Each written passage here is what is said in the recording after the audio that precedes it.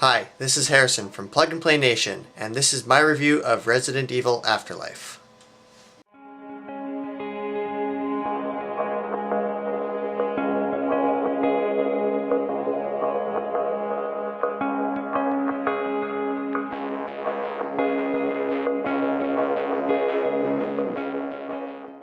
So let me start off by saying this movie was probably very highly anticipated by all the Resident Evil fans, mostly because it relates to the video games a bit more, and they actually shot this one in 3D and it was actually very cool. They actually gave us these 3D cool glasses that I saved from the movie.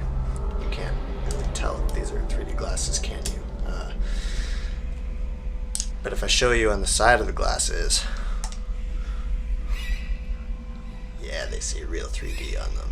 Anyways, they shot it out in 3D, and the effects were just totally mind-blowing. Lots of slow motion to go with the 3D. At the same time, watching a woman run through a bathroom with water spraying everywhere in slow motion, that's pretty hot, I guess. So it was 3D, it was very cool. There was lots of stuff coming out of the screen at you, lots of blood, lots of gore. In fact, close to the end of the movie, there was probably lots of blood flying at the screen. So I guess what they were really focusing on was, let's make this a fun viewing experience for the gamers. And I think they did that pretty well, actually. Okay, now that we've discussed the 3D aspect of it, let's actually talk about the storyline. It's supposed to be closer to the video games. They're trying to take the series into a new direction. They even added a little bit of a cameo at the end of the movie. I can't tell you guys who it is, of course. I don't want to spoil anything for you. Basically, the storyline, it's kind of slow at first, you gotta admit that, but once you get through the whole slow storyline, these people meet these people, hey, this is going on, that's going on. Once you get through all that, it's basically just, all action after that. Like, the action doesn't stop. One of the best things I liked about this movie was that, Wesker is back, and he is a badass. I mean, you look at the third movie, he's just kind of like sitting in his chair. Continue your research, Doctor. Well, it is still your research. That's kind of boring. Like in the third movie, that Jason O'Mara, or is it Jason O'Mara? I can't remember. But I mean, he was just kind of like a frozen, frigid ice cube, and then in the fourth movie, he's just like, bam, bam, he's gonna explode and have things coming out of his mouth, which is, of course, what the filmmakers were trying to do, making the movie a little bit more close to the video games. Wesker is now a badass. He fights. He actually has a character to him. He's not just some guy that sits in a leather chair and shouts commands, or mutters commands under his breath. As for the scare factor in this film, well, there's a few jumpy parts, I'll admit that. Some people might get scared more than others. I mean, I have to admit, there were maybe a couple of parts in that movie where even I jumped out of my seat a little bit. And then after the movie, my friend was all just like, ha ha ha, dude, you spilled your soda all over your lap. Dude, I didn't have a soda during the movie. Some jumpy parts, some not.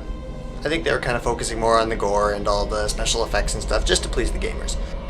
And it seems to me that the direction they seem to be taking this series, especially even with the video games, it's not really a zombie movie anymore. It's kind of like a weird guys walking around with things coming out of their mouth movie. Haha, that sounds like a bad porno name. Another great addition that they made to this movie was Wentworth Miller playing Chris Redfield. You may have seen him from Prison Break. So now we got both the Redfields in this movie, and they're both kicking some serious ass. Now let's talk about this character Alice for a bit. I know, all of you guys are just saying, oh, why do they have to keep Alice? She's such a stupid character. She's not even from the video game. But to me, in this movie, Alice's character kind of changes a little bit from the last movie. She actually seems like an entirely different person almost. She's still got her badass fighting skills. Now, in my opinion, since I've heard so much that they're going to take the series in a new direction, I'm thinking they're probably going to drop Alice a little bit sooner than we expected. So you put all these characters together into this one film, you just kind of mesh them all together, and you get an action film that's based on a video game. What more could our target audience want?